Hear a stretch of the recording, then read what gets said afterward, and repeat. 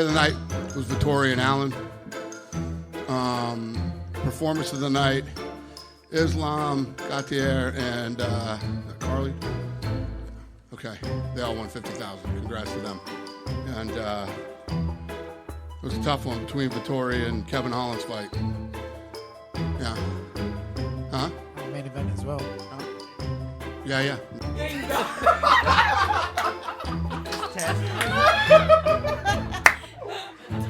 Bro, we did it? No, it's some bullshit. What's up fucking name? What? Tiki, tell me fucking name. Text his ass. We didn't get it? No, they gave it to freaking Allen and Matar. I don't even know. What?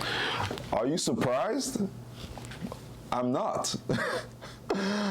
They didn't get the bonus. Now let's talk about it.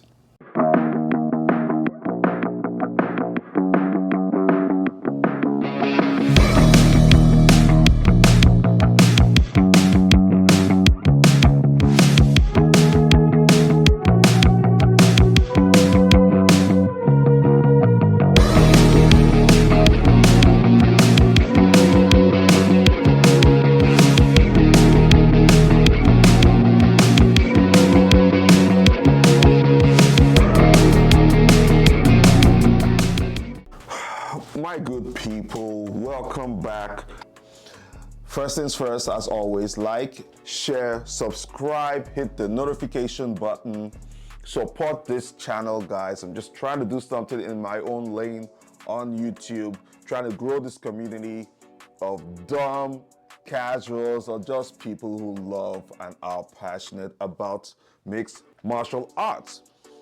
Now, that being said, I like to talk about UFC 318, which just wrapped up. Dustin Poirier versus Max Holloway 3. All right. As always, when it comes to PPB events, I always typically talk about the main events and the main card, not necessarily the prelims or early prelims, so you're gonna have to stick with me because of time and my constraints. Not trying to make this video 5 hours, right? So we're gonna get into talking about Paulo Costa versus Kopylov, Kevin Holland versus Daniel Rodriguez, Dan Ige versus Patricio Pittbull, Michael Johnson versus Daniel Zellhuber, and finally we will talk about Dustin Poirier versus Max Holloway. Let's start with Michael Johnson versus Daniel, sorry, not Daniel, what's his name? Daniel Zellhuber. Let's talk about that first. So Michael Johnson, veteran in the UFC, 39 years of age. Michael Johnson has been doing this, he's been in the game for a very, very long time, guys. And he's been at lightweight for the most part of his career. Some great wins, and I mean, Johnson has gone up against the best of the best. I'm surprised Johnson hasn't retired yet. He's still in there. Now, the most, and I hate to say this, but the most embarrassing moments from Michael Johnson's career, even if you don't remember anything else, the one thing you'll remember is Michael Johnson is the guy in any clip you've seen on the internet about MMA or in the UFC involving Khabib, smashing another fighter and talking to that fighter while he's doing it. Michael Johnson is the one. When Khabib says, you know, you've got to give up, you've got to give up. I deserve a shot, I deserve the belt. You know this. And he's smashing the dude while he's talking.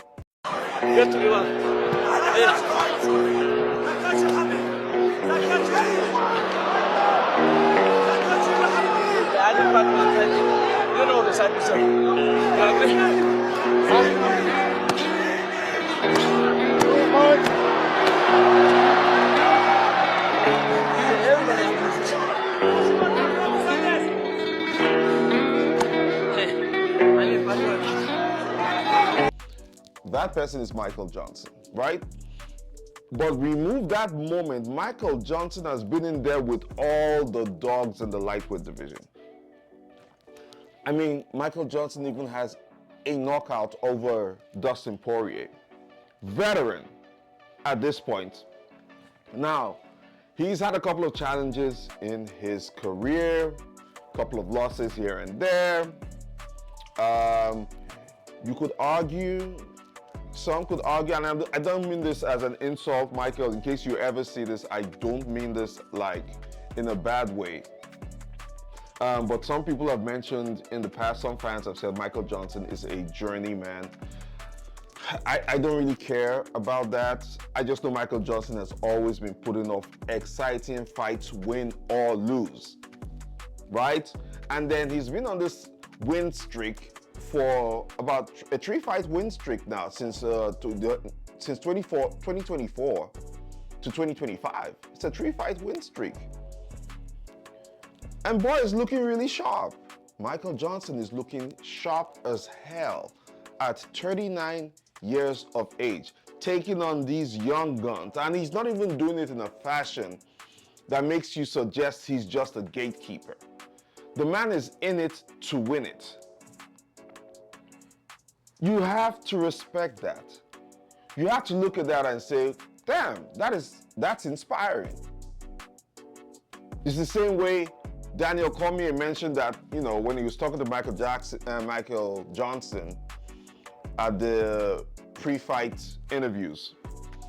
Michael Johnson was they were talking about age, right? And aging and father time in the sport. And Michael Johnson made a reference to Daniel Cormier like, hey, I watched you do it. I watched you fight to a certain age. I watched you get belts to a certain age. I watched you cross over from different sports at a certain age and watch you become the double champ. So if you can do it, you know, I can do it too. And I agree, right? And Johnson hasn't shown any signs of slowing down. Not to me at least. Now, he's coming up, he went up against this young gun called Daniel Zellhuber, pretty much a 6'1", huge lightweight in my personal opinion. And from what I saw in the fight, Michael Johnson was just way faster, put out a bit more activity than Daniel Zellhuber. In fact, going into this fight, I believe a lot of people thought that Daniel Zellhuber would win Michael Johnson, but Michael Johnson put that whole theory to sleep. Shot that boy down really quick, dropped him as well in the fight. Just Michael was landing better punches, cleaner punches, faster punches, in my personal dumb opinion. However, I have to point something out though. Daniel Zellhuber's right leg was at work the entire time. And I mean, this guy kicked the scum out of Michael Johnson's left hand. Because Michael Johnson was in the southpaw position. So his dominant hand was the left hand. And of course, for those of you who sort of follow the technicalities of the fight game, one of the easiest things to do to neutralize a southpaw is kicks to the body or kicks to the side of the left side. An example would be what Kamaru Usman did a lot of body kicks to Colby Covington during the first fight, especially when Colby Covington was in the southpaw stance. Zellhuber literally took advantage of that. I'm not exactly sure on the stats, but if you tell me Zellhuber landed over 50 kicks, no, not 50, I don't know, 30 to 35 kicks to Michael Johnson's left hand and try to go for Michael Johnson's head, I can believe that.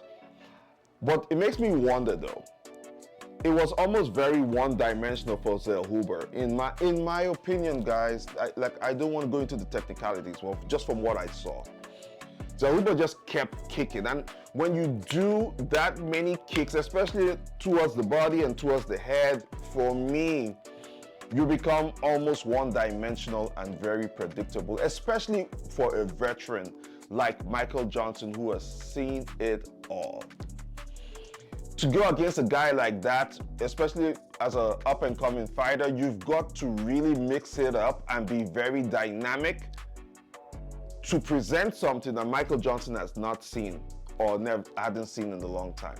And I don't believe that Zell delivered on that. I just don't. Let me see, what is that right here? Yeah, so Zell, in my personal opinion, may have been fraud checked. That sounds bad to say, but I think he may have been fraud checked in the entire fight. Still a young dude, still has time. He's gonna ride off into the sunset and still do something with himself. I have no real issues there. Congratulations to Michael Johnson. He's 39. I don't know if he's gonna keep this up on go on another title run. If he does, I'll be very happy for him. If he doesn't, also good. If he retires just like Dustin Poirier, stellar career. I have no complaints over there. Now let's transition. Let's transition to Dan 50K Ige versus Patricio Pittbull. For those of you who know, Patricio Pittbull was a champion, featherweight champion, I believe, from Bellator. Moves over to the UFC, signs with the UFC when Bellator had all that issue. And the last time we see Mauricio Pittbull, he goes up against Yair Rodriguez. And Yair Rodriguez, bro, put a master class on Pittbull that day. I mean, Yair was just dynamic, moving very well. The kicks were landing, the punches were landing. He engaged Pittbull in the scrambles. In fact, Yair Rodriguez made Pittbull look like an amateur. And I remember in my video analysis of that entire card, I said, you know, it made me question the credentials of fighters or champions outside of the UFC when they come into the UFC, and then UFC champions and fighters when they go to other organizations. It just proves once more that the UFC is the cream of the crop when it comes to fight promotions for mixed martial arts globally. It's not even close, right? Yair Rodriguez was on display that day. However, in this fight with Dan Ige, I scored 2-1 in favor of Pittbull. I don't know what version of Dan Ige showed up this time. You know, Dan 50K Ige always delivers, you know, but I don't even think I saw a really spectacular performance from Pittbull to warrant Dan Ige not really coming through. I don't know why. I have no idea why Dan Ige just didn't show up like he should have, because Pittbull wasn't, in my personal opinion, fighting spectacularly. I would think, or what rather, you would think that Pittbull coming off his debut loss to Yair Rodriguez in the UFC, he will come out with more aggression and make the fights more exciting. And I think Pittbull just went in there to get a W. It's not looking really good for his championship aspirations. It's too early to tell, but it's not looking good for his championship aspirations. He's not looking very, he doesn't inspire anything for me as a casual. I don't know if he moves the needle. He has a big name coming off from Bellator, but does he move the needle? I don't think so. And there was a moment in the third round where he tried to, you know, go for a takedown for Dan Ige, and Dan Ige just straight up cracked him with a kick in the middle. I think his knee landed on Pitbull's. He actually squared up and straight up landed the knee on Pitbull's nose and damaged it. Like he might have broken Pitbull's nose. I really think so. Because the moment that knee landed, Pittbull just kept bleeding from his nose. However, still in that round, Pittbull was able to make a little bit of a comeback in some scrambles. And I'm like, okay. I thought the last round, Dan Ige had the better of Pittbull, but I think Pittbull had the better of Dan Ige in the first 2 rounds. So, you know, Dan Ige lost, Pittbull won.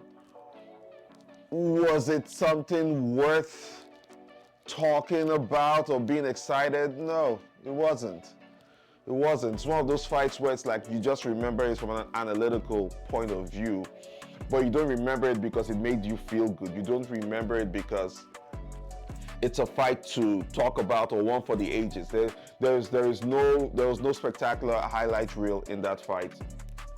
And I know from a non-technical perspective, or rather from a technical perspective, that all I'm saying may not count. That's fine. But listen, sometimes the fans just remember the action. Sometimes the fans just remember how the fight made us feel. Not necessarily about the technicalities about it, which is why a lot of times I don't like to really go into the technical aspects of fights. I just like to go into the feelings of the fight. How did the technical aspect make us feel? How did the action make us feel? You know what I'm saying? And I don't think Pittbull and Dan Ige, Patricio Pittbull and Dan Ige's fights delivered on that one. We'll see what's up. I think Pittbull is going to struggle to be a champion in the UFC. He's going to struggle. I don't know who he's going to come up against next. I don't know if he's ever going to cross paths with, I don't know if he's like, he deserves to be up there with like the top dogs. He did beat Dan Ige, and Dan Ige is ranked, so I don't know, he might be in the rankings now. I don't know. We'll see how that career goes. But I'm not yet optimistic. I don't know how long it's going to take for him to be the champion, if he's going to be. A lot of people think he's not going to be the champion. I guess we will not know until time tells. Okay? So, that being said, transitioning over to... let's talk about Paulo Costa versus Kopylov. So, I may have an unpopular opinion on Paulo Costa versus Kopylov. I know a lot of people online, I'm seeing reactions, people saying, oh, Paulo Costa is back, pre-COVID Paulo Costa is back. And I'm asking myself, like, is he really though? Can we really tell that he's back pre-COVID Paulo Costa is back from the fight he just had with Kopylov? I don't know. My first instinct would be to say no. Because there were moments in that fight, Kopylov really had Paulo backing up a little bit, even though pre-COVID Paulo Costa never backed up, ever. He was forward only, like a wrecking ball. Pre-COVID Costa never backed up. But Kopylov, as with lesser experience than Paulo Costa in the UFC or in MMA as a whole, was able to get Costa to back up, and then Costa is saying, no, pre-COVID Costa is back. I don't know. And now backing up is not a bad thing. It could be presented as a strategy or fight IQ, you know, in many cases. But it could also be a sign of not insecurity, lack of confidence. It might be a sign of lack of confidence, where it's like you're trying to hit a guy, you're trying to do a lot of things, and then this guy seems to be getting the better of you, and then you just sort of have to back up. Or it could be a case of you're backing up because you don't want to engage because you're gassed out. And I think Paulo Costa was gassed out in that fight. Now, Paulo had the better of Kopylov. Don't get me wrong. Paulo Costa had the best. I would say it was a 3-0. 3-0 to Paulo Costa. Even though Kopylov had some moments in the fight. But Paulo Costa looked like he was gassing out by the third. And I question myself and ask, can Paulo Costa go 5 rounds? I don't know. I don't know if Paulo Costa can go 5 rounds. I don't even know if Paulo Costa, who fought Israel Adesanya, has recovered. Mentally, I mean. We don't know. It's yet to be seen. But he did have a very good fight against Kopylov. It's just, I'm not holding my breath, thinking that at this point in time, pre-COVID Paulo Costa is back. No, I'm not doing that. I'm not that naive to think that. Maybe some people might get excited about it, not me. I still gotta watch a little bit more fights, maybe 2 more fights. 2 more Paulo Costa fights to see what he does, to see if he's built momentum, and then I can take it from there. Then when we talk about, who is his next opponent, Paulo Costa keeps talking about this beef he has with Gourmet Chechenian, aka Khamzat Chimaev. I don't know if Paulo wants that kind of smoke. I don't know if Khamzat Chimaev sending a DM to Paulo Costa's wife, girlfriend, partners, DM, social media DM. I don't know if that's a big enough motivator for Paulo Costa, but he has been talking about it for the last week and a half or so leading up to the fight. But he really wants Khamzat Chimaev very badly. Belt or no belt, as he said, which I like that. I like the fact that when guys want to fight someone else and they have personal beef, when the fighters want to go at each other and there's real personal beef, it's not about the belt. I love it. That fight sells itself. But I don't know that Paulo Costa is ready for a Khamzat Chimaev level. And I also don't know what level Khamzat Chimaev is right now until after Khamzat Chimaev faces Dricus du Plessis at UFC 319. That's the next PPV card happening. I think it's August 12th to August 16th. I'm not sure. We'll have to check that out. But it's in August. We're about 3 to 4 weeks away from that one. That would be a big one. But then, assuming Khamzat Chimaev wins Dricus du Plessis, do we see a rematch? That depends on how Khamzat wins. Because Dricus has been a very dominant champion at middleweight. If it's a close fight, I see how there could be a rematch there, and then Paulo Costa will probably have to wait. But let's even say Khamzat Chimaev wins, and it's a very decisive win, and they don't want to give, the UFC doesn't want to give Dricus du Plessis an immediate rematch. Is Paulo Costa, based off his last few fights, in a position to challenge Khamzat Chimaev as a champion, outside of the beef that they have with this whole girlfriend DM thing? I don't know, but it begs the question. It's food for thought.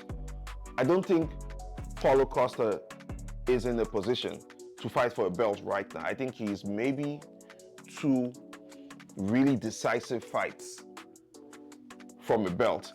If he keeps this up, he's been in the top 15 for a while at middleweight. If he keeps up this momentum and this maintains a W for the next 2 fights, and it's exciting, and he proves that pre-COVID Costa is back, then let's start talking about a title shot for that man. Because I don't think he's had a title shot since he fought Izzy.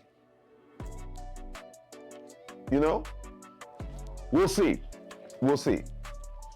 The secret juice is working. Whatever the hell that is in there. USADA, you better check the contents of secret juice. I need to know what's in it. I need to know if that, I need to know if that's, That's good for the boudoir, if you know what I mean. Woo, that was cringy. All right, listen, that was cringy. I know. Whatever. My favorite fight of the night, and I decided to, even though this wasn't the co-main event, but I decided to save this before I talk about the main event. Kevin Holland versus Daniel Rodriguez. How on earth did the UFC miss that and not make that the fight of the night, and those guys did not get a bonus? Goodness gracious. That was such a good fight. Guys, I'm so impressed by Kevin Holland. You guys have no idea. Like, Kevin Holland, he seems to be, I don't know, win or lose, Kevin Holland seems to be something. There's something in there. I don't even know the word to use. He's exciting.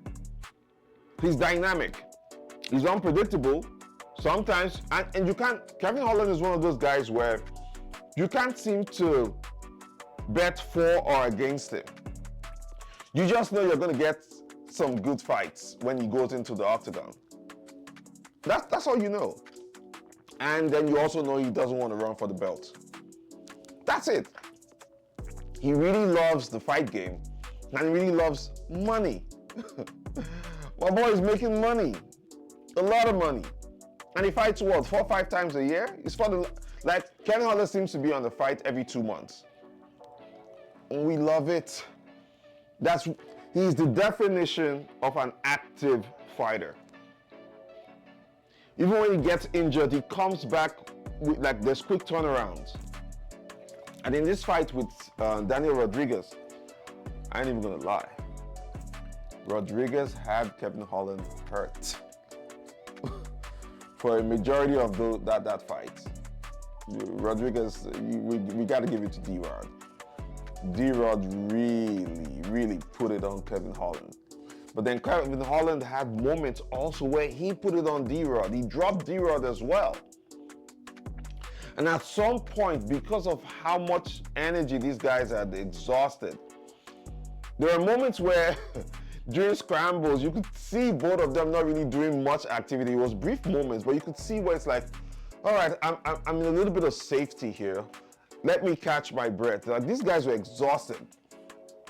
And for every time Kevin Holland had Daniel Rodriguez in a clinch, I think if he had just straight up sent like knees, like really just Muay Thai clench and knees, he might have had a better chance at putting Rodriguez out. And I mean knees, not necessarily to the head.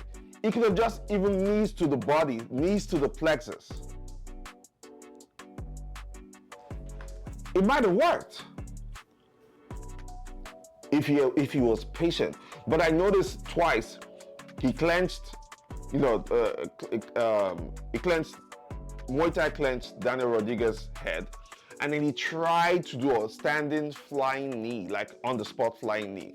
And I'm like, you're exhausted. Why put in that much more energy? After getting him stunned, after getting D-Rod stunned, bro, listen, and again, casual here, casual speaking. Bro, after getting D-Rod stunned with an uppercut or two, you clench, knee up the middle to the body. It's the easier target than getting his head, especially when he's defended. Right? But if you can get the head, also great. But when the head is that elusive, I don't see why Kevin Holland didn't really go for the knee to the body.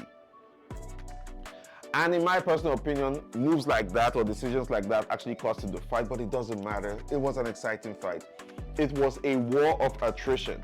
I was happy. It doesn't matter who lost or who won. I was just very happy for both guys. I was really disappointed when I found out that they didn't get the, they didn't get the bonus. I know what the UFC was thinking.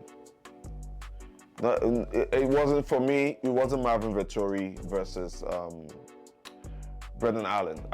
Just for me, good fight for Marvin and Brendan. And only God knows what Marvin's next move is.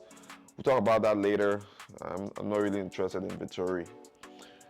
But Congratulations to Kevin Holland.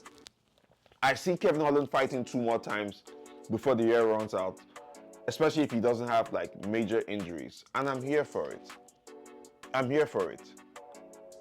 It was a great matchup. Thank you, Sean Shelby. Thank you, Dana. Thank you, Mick Maynard. You guys, Hunter Campbell, you guys put this one together. Really enjoyable. Now let's just get to it. Let's talk about the main event. Why the hell did Dustin Poirier ruin the last 10 seconds of the fight and the last 10 seconds of his career?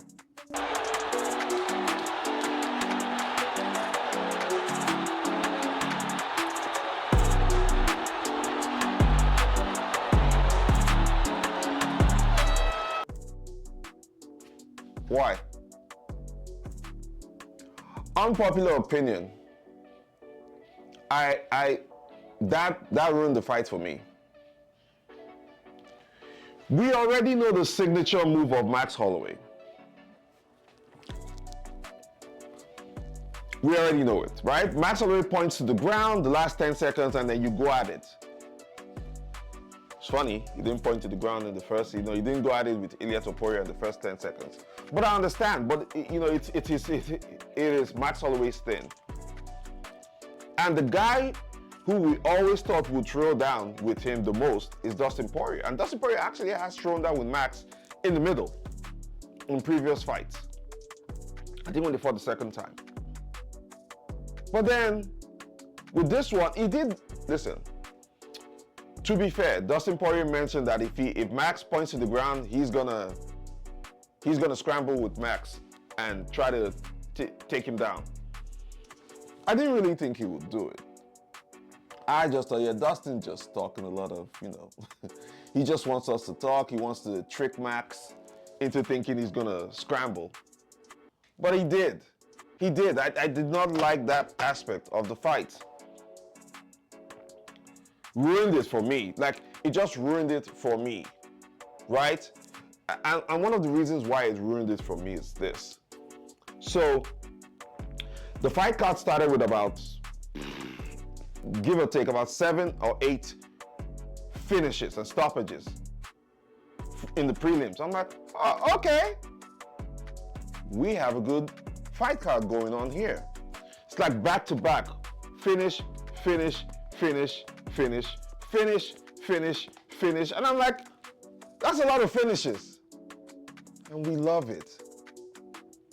But then the moment the first decision came out, it was a decisions fest. Look at Dana's face at the press conference. Yes, sometimes he may say, yeah, it was good, it was great, whatever. But his face usually tells you what it is.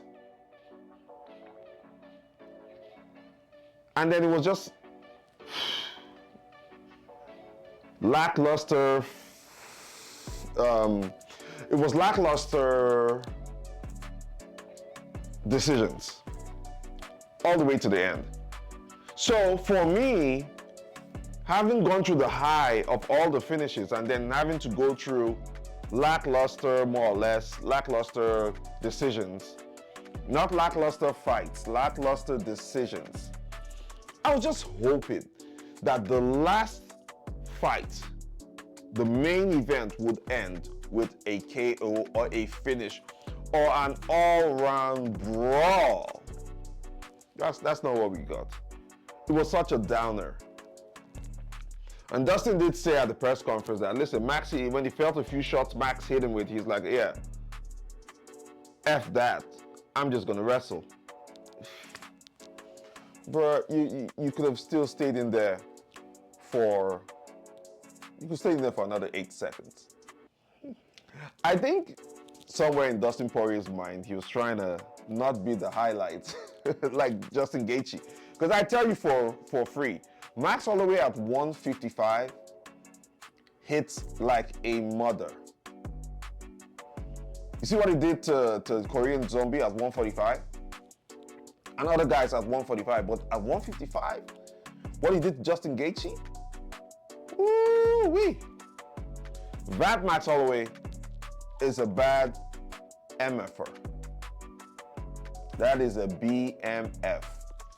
And I think Dustin Poirier just realized, like, all right, listen, if I'm going to go out, end my career, I don't want to go out looking like Justin Gaethje for the rest of my life. Listen, I get it. I respect it. Did I like it? No, I did not like it. I want that excitement. And it seems to me like Ilya was the only person who was willing to go with Max, but he didn't get that far. Every other person says, yeah, when Max points to the ground, we want to engage. Yeah, you guys don't want to engage with Max Holloway on the ground. When he points to the ground, you guys don't want to do it. Let's be real. Let's keep that out of the way. Now, for that fight, it was a good fight. There was some scoring controversy, just a little, not too much, just a little scoring controversy online. A lot of people, not a lot, some people had it 4-0 going into the 5th round with 4 in favor of Max. Max Holloway won 4 rounds. I have a big problem with that. I think Dustin Poirier had a lot of moments in that entire fight to warrant two rounds. I think he had enough in that fight to warrant 2 rounds going into the 5th. And in my dumb casual opinion, I think a 3-2 was a decent position to be in favor of Max Holloway. I did not see 4 rounds win to Max. Some people had it 3-1 going into the 4th, and then 4-1 at the end of the match. Great. We all see different things. We're not judges. The judges did what they did, and we know these judges get it wrong. But I'll tell you this. Dustin Poirier actually agreed with me. Dustin Poirier thought that he had it 2-2 going into the 4th. And I don't really disagree with him. In fact, Dana White said at the press conference he thought it was closer than what the judges gave going into the 4th. Dana is not a judge, Dustin is not a judge, and neither am I. But we're sort of saying the same thing. John Jones had it at, I think John said, he tweeted that Max was 3-1 going into the 4th round. I don't know.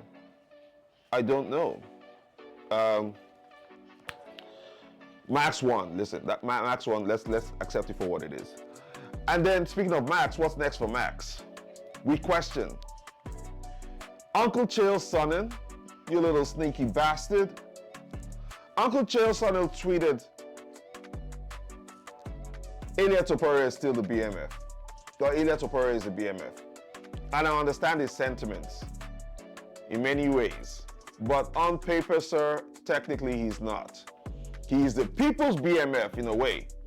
Because he did knock out Max Holloway when they should have put that belt on the line. So it's not Ilya's fault. I see where Uncle Chael is coming from.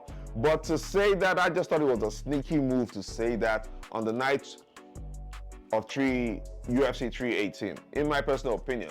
But then Uncle Chael also suggested that Max Holloway should fight Paddy Pimblett.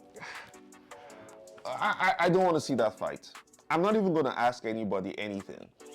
Paddy Pimblett should fight Ilya Topuria. It's the fight to make right now because of the beef, the history between those guys.